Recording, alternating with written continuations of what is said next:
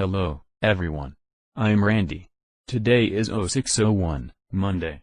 Last week I analyzed the admission accuracy rate at 75%. This week, I'll focus on analyzing appearances.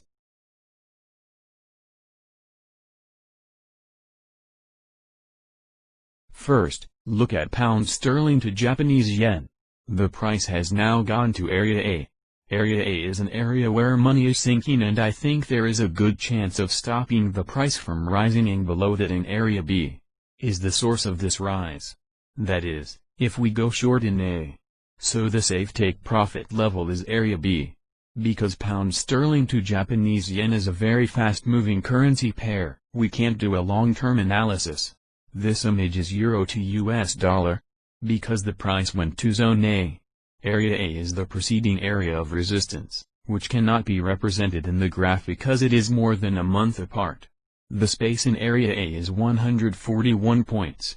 And there are 246 points between areas A and B. Both have a break-even ratio of over 150%. In line with our plan to make orders, you can short in Area A. Take profit at Area B. The stop loss level is above the A zone. This image is pound sterling to US dollar. There's a little doubt in there. Area A is resistance and has been verified.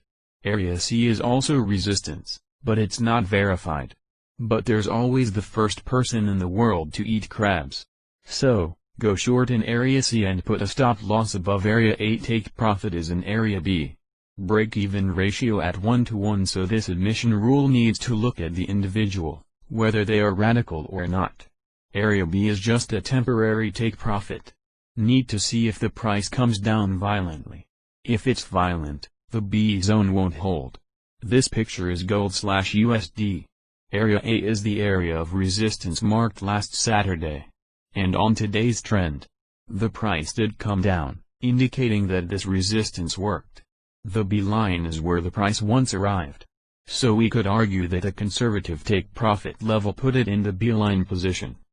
Last currency pair, US dollar to Japanese yen. We saw last week's price, which didn't break out of the A zone in the face of consecutive positives. That means it's very tough. We have reason to believe it again. Short in region A. Stop loss is placed above the A area. Above are some of my insights and thoughts on today's 5 currency pairs. Because I'm not very familiar with making videos, some of the previous videos were blurry. I specifically asked my teacher what to do for a clear video. I hope today's video and presentation will please everyone. Thanks.